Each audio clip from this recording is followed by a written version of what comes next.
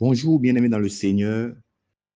Je bénis le nom du Seigneur Jésus, celui-là même qui nous permet encore de nous réveiller ce matin et de méditer sa parole. J'espère que vous avez bien débuté votre journée. Nous allons aujourd'hui procéder à la méditation du chapitre 7 du livre de Matthieu. Sans plus tarder, je vais prier. Seigneur, merci encore pour le privilège que tu nous fais, Seigneur, de nous réunir, d'étudier ta parole. Permets-nous encore d'apprendre de toi, Seigneur, et que tout ce qui est de la distraction, Seigneur, soit nul et sans effet. Amen. Matthieu 7, je lis la parole de Dieu. Ne jugez point afin que vous ne soyez point jugés, car on vous jugera du jugement dont vous jugez, et l'on vous mesurera avec la mesure dont vous mesurez. Pourquoi vois-tu la paille qui est dans l'œil de ton frère et n'aperçois-tu pas la poutre qui est dans ton œil?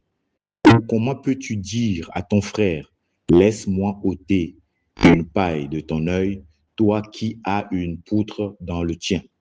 Hypocrite, ôte premièrement la poutre de ton œil, et alors tu verras comment ôter la paille de l'œil de ton frère.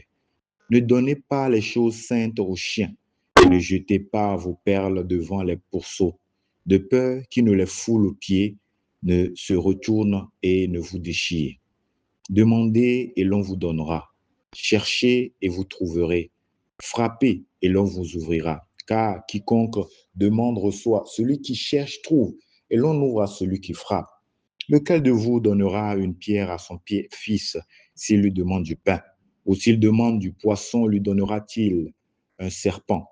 Si donc méchant comme vous l'êtes, vous savez donner des bonnes choses à vos enfants, à combien plus forte raison votre Père qui est dans les cieux donnera-t-il de bonnes choses à ceux qui les lui demandent?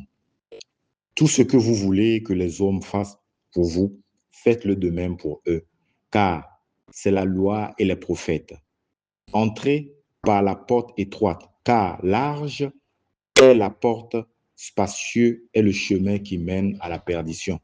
Il y en a beaucoup qui entrent par là, mais étroite est la porte réservée, se resserrer le chemin qui mène à la vie. Il y en a peu qui les trouvent. Gardez-vous des faux prophètes. Ils viennent à vous en vêtements de brebis, mais au-dedans, ce sont des loups ravisseurs. Vous les reconnaîtrez à leurs fruits.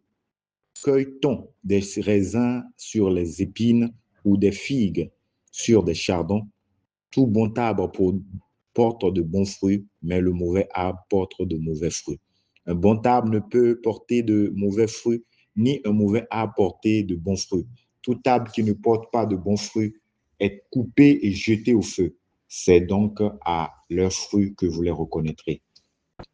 Ceux qui me disent Seigneur, Seigneur n'entreront pas tous dans le royaume des cieux, mais ceux-là seuls qui font la volonté de mon Père qui est dans les cieux. Plusieurs me diront en ce jour-là, Seigneur, Seigneur, n'avons-nous pas prophétisé par ton nom? N'avons-nous pas chassé des démons par ton nom? Et n'avons-nous pas fait beaucoup de miracles par ton nom? Alors je leur dirai ouvertement, je ne vous ai jamais connu. Retirez-vous de moi, vous qui commettez l'iniquité. C'est pourquoi quiconque entend ces paroles que je dis et les met en pratique sera semblable à un homme prudent qui a bâti sa maison sur le roc. La pluie est tombée, les torrents sont venus, les vents ont soufflé et se sont jetés contre cette maison. Elle est point tombée parce qu'elle était fondée sur le roc. Mais quiconque entend les paroles que je dis et ne les met pas en pratique sera semblable à un homme insensé qui a bâti sa maison sur le sable. La pluie est tombée, les torrents sont venus, les vents ont soufflé et ont battu cette maison. Elle est tombée et la ruine a été grande. Après que Jésus eut achevé ses discours, la foule fut frappée de sa doctrine car il enseignait comme ayant autorité et non pas comme leurs scribes. Béni soit le nom du Seigneur pour ce chapitre qui regorge de beaucoup d'enseignements. Cela commence par dire de ne pas juger afin de ne pas être nous-mêmes jugés. Juger, c'est quoi? C'est de pouvoir décider du sort d'une personne. Voilà. Ce n'est pas à nous de décider du sort d'une personne. Nous pouvons exhorter la personne, le ramener dans le droit chemin. Mais ce n'est pas à nous de pouvoir décider si cette personne ira en enfer ou au paradis. Ce n'est pas à nous de décider du sort réservé à cette personne, parce que c'est à Dieu seul qui va décider. C'est Dieu qui, après la mort de chacun, va juger tout être humain. Ce n'est pas à nous de pouvoir porter le jugement. Mais ici, ce verset ne veut pas dire que nous ne pouvons pas exhorter un frère et lui faire la remarque par rapport à un mauvais comportement qui est contraire à la parole de Dieu. Nous pouvons le faire, mais nous ne sommes pas ceux-là qui sommes habilités à pouvoir décider du sort des autres. Tant bien même qu'ils sont dans l'erreur, parce que c'est Dieu qui fait grâce. Dieu saura à quel moment le ramener dans le droit chemin. Donc, c'est la vision ici qu'on nous dit du verset 1 au verset 2. Et il continue également. En fait, dans la pensée de Dieu, il est très important que le chrétien comprenne que le plus important, c'est d'abord de s'intéresser à sa relation vis-à-vis de Dieu. C'est très important. Nous avons souvent cette erreur de regarder aux autres. Nous avons souvent cette erreur de pouvoir facilement regarder les mauvais comportements des autres, au lieu de pouvoir nous examiner nous-mêmes et chercher à ce que Dieu nous façonne davantage pour que nous soyons conformes à sa parole. Voilà pourquoi il dit ici que pourquoi vois-tu la paille qui est dans l'œil de ton frère? Ici, la paille, c'est quelque chose de très, très, très petit. C'est très insignifiant. Mais regardez ce que la parole de Dieu nous dit. Et n'aperçois-tu pas la poutre qui est dans ton œil? La poutre, c'est quelque chose de grand. La poutre, c'est quelque chose vraiment de grand. Voilà, dans les constructions, quand tu vois une poutre, vraiment, c'est quelque chose de grand qui soutient l'édifice. C'est quelque chose de très visible facilement. Voilà, même de loin. Mais la paille, elle est très compliquée à percevoir. Et ici, qu'est-ce que la parole de Dieu veut nous dire? Des fois, nous-mêmes, nous sommes dans des graves erreurs que les autres. Nous-mêmes, nous faisons des choses qui peut-être qui sont graves que les autres, mais en fait, nous avons cette facilité à regarder la paille de l'autre au lieu de regarder la grosse poutre qui est dans nous, notre œil. C'est pour dire que Dieu veut dire que nous devons nous examiner. Quand nous écoutons la parole de Dieu, lors des prédications, les exhortations, nous devons nous examiner nous-mêmes parce que c'est d'abord pour nous que Dieu est en train de parler. C'est triste de voir qu'il y a beaucoup de personnes, lors des prédications, ils ne regardent qu'aux autres. Voilà. Lors des prédications, au lieu de regarder à ce que Dieu est en train de leur dire à travers ce message, ils regardent aux autres. Voilà, ils se disent que, ah, voilà, cette parole-là, c'est bien pour telle personne parce qu'elle fait telle erreur. Alors que toi-même, tu as une grosse poutre dans tes yeux, dans tes yeux, autant pour moi, que toi, tu n'arrives pas à percevoir. Et donc, voilà pourquoi il dit ici que, ou, comment peux-tu dire à ton frère, laisse-moi ôter une paille de ton œil et toi qui as une poutre dans le tien? Hypocrite, ôte premièrement la poutre de ton œil et alors tu verras comment ôter la paille de l'œil de ton frère. Voilà ce que la parole de Dieu est en train de nous dire. Quand nous écoutons la parole de Dieu, écoutons-le d'abord pour nous, pas pour notre prochain. C'est une grave erreur.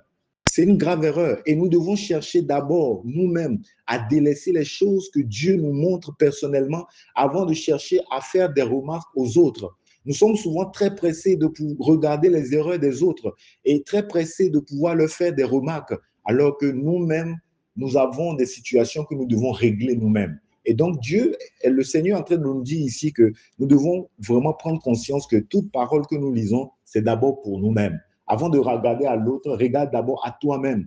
Qu'est-ce que cette parole est en train de t'enseigner? Qu'est-ce que cette parole éclaire dans ta vie comme point noir, comme obscurité encore dans ta vie? Voilà, au lieu de pouvoir être pressé pour chercher à ôter chez l'autre. Après, il nous dit ici de demander et l'on vous donnera, chercher et vous trouverez, frappez et l'on vous ouvrira. Car quiconque demande reçoit, celui qui cherche trouve et l'on ouvre à celui qui frappe. Lequel de vous donnera une pierre à son fils s'il lui demande du pain, ou s'il demande du poisson, lui donnera-t-il un serpent? Si donc méchant comme vous êtes, vous savez donner de bonnes choses à vos enfants, à combien plus forte raison votre Père qui est dans les cieux vous donnera-t-il de bonnes choses à ceux qui la lui demandent? Voilà. en fait, ici, on veut encore nous rappeler, en fait, que étant des enfants de Dieu, avec ce statut d'enfant de Dieu, nous ne devons pas avoir peur de demander à Dieu. Non, il dit de demander, il nous donnera, parce qu'il est un Père aimant et il peut nous donner l'exemple de nos pères biologiques, combien, en fait, il nous donne de bonnes choses, parce qu'il veut du bien pour nous. À plus forte raison, lui qui est Dieu. Voilà. Nous ne devons pas perdre de vue que, en fait, Dieu est notre Père bien-aimé. C'est très important. Maintenant, étant enfant de Dieu, nous avons vu ça la dernière fois le dimanche, que nous héritons de tout ce qui appartient à notre Dieu. Et donc, nous devons pouvoir, quand nous sommes dans le besoin, demander à Dieu. Nous ne devons pas faire comme le fils aîné dans la parabole du fils prodige qui se comportait comme un mercenaire. Non, nous n'avons pas besoin de pouvoir faire de bonnes choses, faire de bonnes œuvres pour que Dieu nous donne ce que nous demandons. Non, comme un père aimant, en fait, il nous donne parce qu'il nous aime. Voilà. Et je veux en fait vraiment que chacun d'entre nous puissions profiter de cette grâce comme un enfant. Si nous avons un besoin, demandons à Dieu. Et donc, si Dieu estime que ce besoin, en fait, ce n'est pas important de le couvrir maintenant, ou bien ce n'est pas important d'obtenir ce que nous demandons maintenant, oui, il n'y a pas de problème, parce que comme il a répondu à Paul, sa grâce nous suffit. Voilà. Donc, comme un père aimant, nous ne devons pas oublier que nous devons nous approcher de lui et lui soumettre nos requêtes. Et il dit ici aussi que cherchez et vous trouverez. Voilà. Donc, dans le processus de demande, en fait, nous devons persévérer. Nous devons persévérer en ce sens que persévérer jusqu'à ce que Dieu nous donne une certaine réponse. Et il faut savoir que Dieu répond toujours. Nous devons persévérer. Voilà, pas il dit de chercher, nous trouverons, de frapper, il nous ouvrira. Voilà, cela nous montre que dans le processus de demande, en fait, nous demandons, voilà, après, nous cherchons à savoir est-ce que ce que nous demandons, est-ce que selon Dieu, est-ce que c'est dans sa volonté? Et si Dieu nous dit que c'est dans sa volonté, la troisième partie, c'est de frapper. Frapper, c'est vraiment la persévérance. Dieu nous a déjà dit que oui, je, je, je te fais la promesse de te donner cela. Donc, le reste, c'est de pouvoir persévérer jusqu'à obtenir. Voilà, cela nous rappelle cette vieille femme avec le juge inique, cette vieille femme qui a persévéré, qui a obtenu gain de cause. C'est ce que Dieu demande de nous. Malheureusement, beaucoup de chrétiens aujourd'hui, en fait, euh, euh, on, on demande et après un moment, on se lasse, on n'arrive pas à persévérer. Voilà, on n'arrive pas à persévérer. Dieu nous demande de pouvoir persévérer, oui.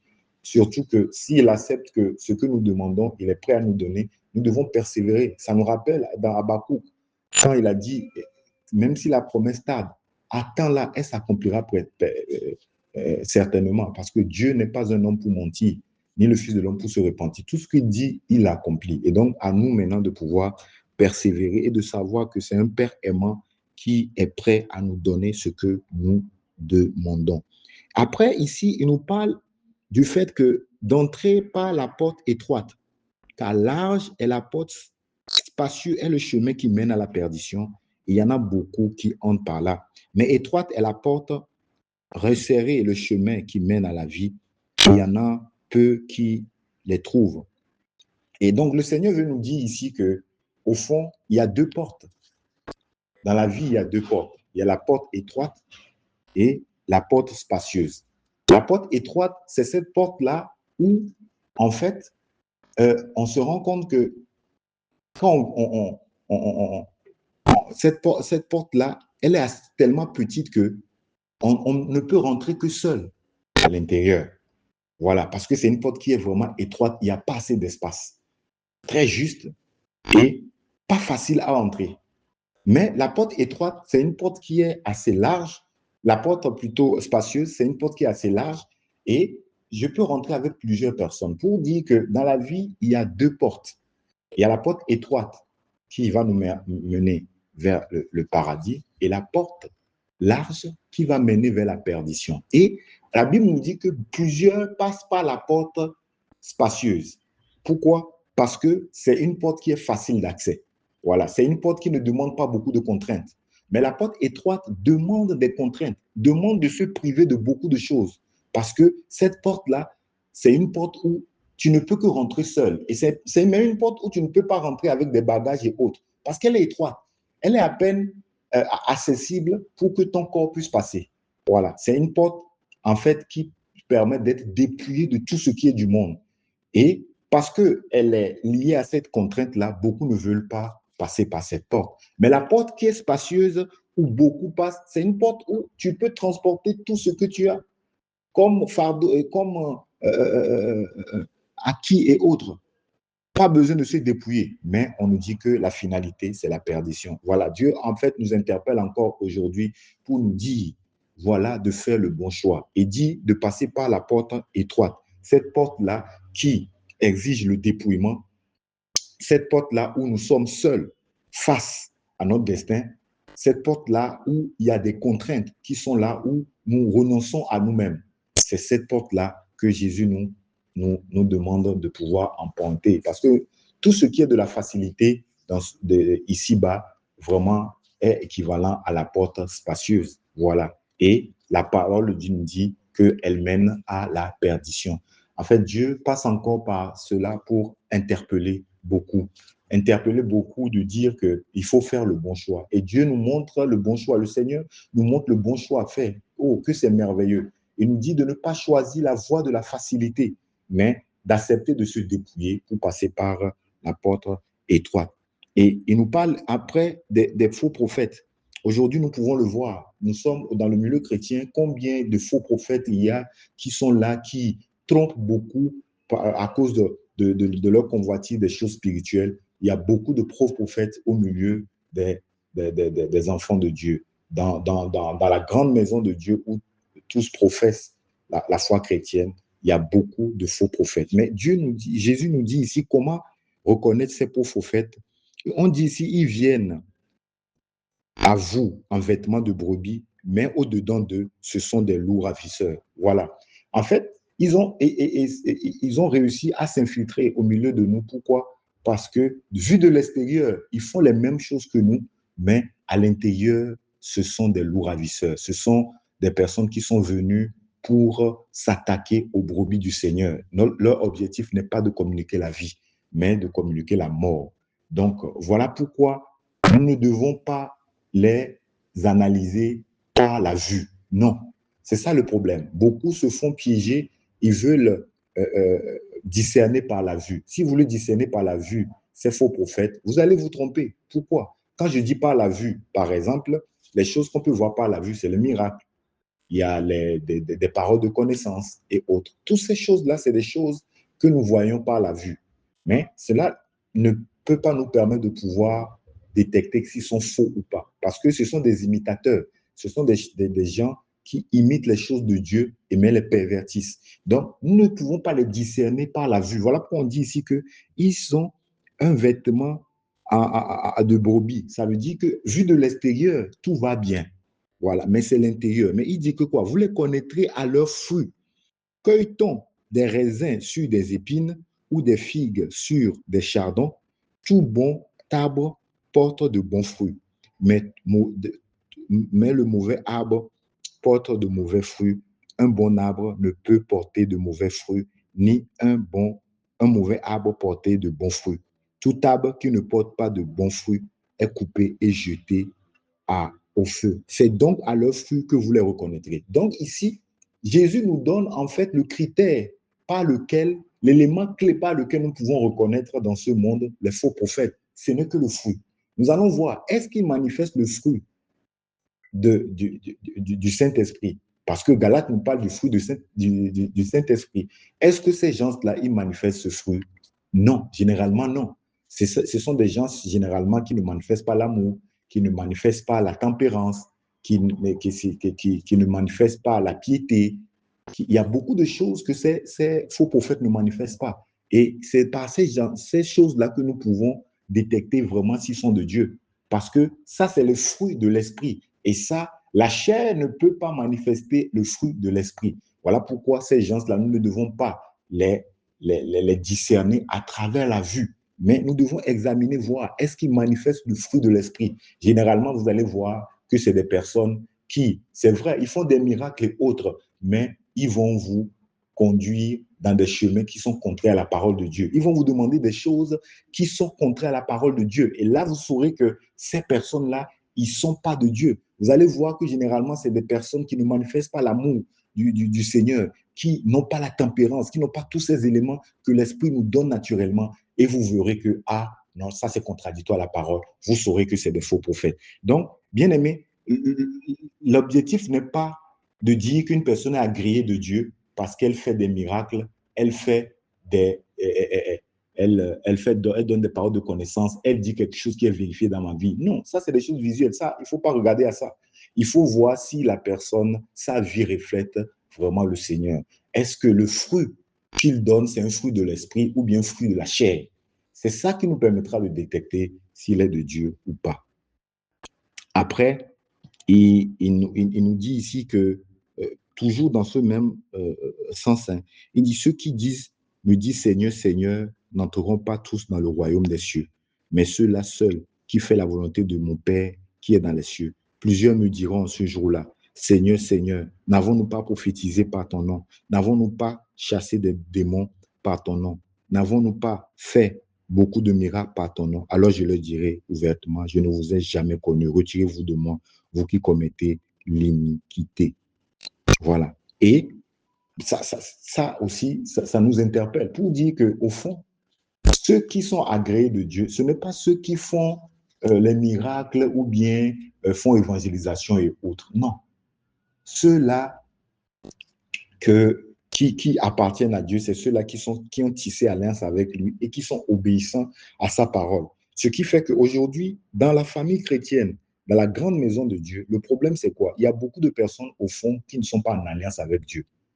Ils sont au milieu de nous, ils font comme nous faisons, c'est-à-dire que, comme on l'a dit pour les faux prophètes, vu de l'extérieur, ils ont l'image de brebis, mais à l'intérieur, ce ne sont pas des personnes qui sont en alliance avec Dieu. Et donc, du coup, ce ne sont pas des personnes qui sont obéissants à la parole de Dieu. Pourquoi? Parce qu'ils n'ont pas même reçu l'esprit permettant de pouvoir le faire. Et donc, ce sont des personnes qui sont là, qui font les activités, mais au fond, qui ne sont pas agréés de Dieu. Voilà pourquoi à la fin, il va leur dire, retirez de vous de moi, vous qui commettez l'iniquité. Voilà pourquoi, je l'avais dit la dernière fois, que le service véritable pour Dieu, le service véritable, c'est d'abord l'obéissance à Dieu. C'est ça le service véritable pour Dieu. Ce n'est pas de faire des miracles, aller à l'église, faire, comment l'appelle-t-on, guérir les malades, évangéliser. Non, parce qu'on voit ici qu'il y a beaucoup qui vont faire toutes ces choses, mais ils ne sont pas agréés de Dieu. Donc nous voyons que le plus important, c'est d'abord d'avoir connu le Seigneur. C'est d'abord d'être en alliance avec lui et d'être obéissant à ce qu'il dit. Parce que tout ce que tu vas faire ici, on se rend compte que ces gens-là, ils faisaient ces choses d'eux-mêmes. C'est-à-dire que ce n'est pas des personnes qui, en fait, faisaient les choses selon la volonté de Dieu, qui avaient Jésus-Christ comme Seigneur. Parce que quand tu as Jésus-Christ comme Seigneur, qu'est-ce qui se passe? Tu vas lui demander à chaque fois ce qu'il attend de toi avant de le faire. Et ce qui fait que tu ne vas pas te retrouver à faire quelque chose et après le Seigneur va dire qu'il ne te connaît pas. Voilà pourquoi c'est l'obéissance qui est d'abord la clé du service. Obéissance en étant galvanisé, en étant motivé par l'amour que Christ a manifesté pour nous. C'est ça, en fait. C'est très important. Voilà pourquoi, ici, on nous dit que toutes ces personnes, en fait, on leur dit qu'on ne le connaît pas. Voilà pourquoi j'interpelle encore, bien aimé. Si tu viens à l'église, si tu participes aux activités à gauche et à droite, parce que tu attends quelque chose de Dieu, ou bien tu penses qu'en faisant comme ça, tu auras la faveur de Dieu, bien aimé, reviens dans le droit chemin. Cherche la face de Dieu. Oui, cherche la face de Dieu pour qu'il se révèle véritablement à toi et que tu sois en alliance avec lui. Et qu'il soit Seigneur de ta vie, en ce sens que c'est lui qui te dit ce que tu dois lui faire. Ce n'est pas toi qui fais les choses pour Dieu et parce que tu estimes que c'est bon pour lui. Beaucoup de personnes dans le milieu chrétien, c'est ce qu'ils font. Ils n'ont jamais connu Dieu, ils n'ont jamais été en alliance avec Dieu. Ils se lèvent et ils estiment que faire telle chose à Dieu, ce serait bien. Et aussi, ça permettra d'avoir la faveur de Dieu. Bien aimé, ça ne sert à rien. Si c'est ton cas, vaut mieux que tu te réexamines et que tu cherches la face de Dieu afin qu'il se révèle à toi. Sinon, à la dernière minute, il va dire qu'il ne te connaît pas. Voilà, parce que ce n'est pas ceux-là qui font beaucoup d'activités pour Dieu qui l'agréent, mais ceux qui l'appartiennent, ceux qui ont son sceau, qui est le Saint-Esprit, qui l'appartiennent. Et le Saint-Esprit nous conduira à faire la volonté de Dieu, selon la vérité. C'est ça qu'il s'agit. Il ne s'agit pas de faire des activités pour Dieu. C'est très important. En même temps aussi, ça interpelle nous qui sommes des gens chrétiens de dire que nous devons faire très attention de ne pas amener les gens dans de l'activisme parce que nous aussi, des fois, nous participons à ces choses. Nous ne devons pas pousser les gens dans l'activisme parce que ce n'est pas le fait d'inviter les gens à l'église, ce n'est pas le fait de pouvoir embarquer des gens dans plein d'activités qui vont faire qu'ils seront agréés de Dieu. Nous devons pousser les gens à accepter Christ. Nous devons leur présenter Christ et le reste se fera. Comme je l'ai dit le dimanche, c'est la différence entre le mercenaire et celui qui est enfant. Celui qui est enfant, il fait le service parce qu'il est poussé par l'amour. Mais le mercenaire, il est là parce qu'il attend peut-être le mariage de Dieu, il attend les enfants, il attend une stabilité financière, mais après, quand il a ces choses-là, il abandonne la voie. Donc, nous avons vraiment la responsabilité. Dieu nous interpelle encore de ne pas être des instruments qui vont pousser des gens à se retrouver dans l'activisme. Oui, parce que beaucoup le font et le Seigneur nous reprendra pour cela. Nous devons faire les choses étant conduits par l'Esprit de Dieu, ne pas chercher à utiliser des stratégies humaines pour amener les gens à l'église ou amener les gens dans le Seigneur, mais laisser le Saint-Esprit faire son travail pour que les gens puissent faire les choses parce que Dieu leur demande, non pas parce qu'ils estiment que c'est bon pour Dieu. Voilà, c'est encore cela. Et à la fin, il nous dit que toutes ces paroles qu'il a données, voilà, si quelqu'un, il dit alors, c'est pourquoi quiconque entend les paroles que je lui dis et les met en pratique sera semblable à un homme prudent qui a bâti sa maison sur le roc. Le roc, c'est Christ. Le roc, c'est Christ. Donc, quand nous écoutons ces paroles et que toute notre vie est bâtie sur ce roc qu'est Jésus, bien aimé, notre vie sera stable. Quand les difficultés qui vont venir, tout ça, ça ne va rien t'enlever. Mais si nous le construisons sur le sable, c'est-à-dire sur la pensée humaine, bien aimé, ça ne va pas tenir. Et la différence, c'est que les enfants, leur vie est focalisée sur Jésus parce qu'ils l'ont connu. Mais les mercenaires, leur vie est construite sur une pensée humaine, une recherche de gain, une recherche de faveur de Dieu par les œuvres. Et donc, ça ne tiendra pas, bien aimé. Donc, le Seigneur nous interpelle encore à construire notre vie sur lui, qui est le roc, qui est la parole de Dieu. Voilà, je prie que vraiment ces paroles puissent encore vous édifier davantage et que le Seigneur nous aide à mettre en pratique sa parole. Soyez bénis.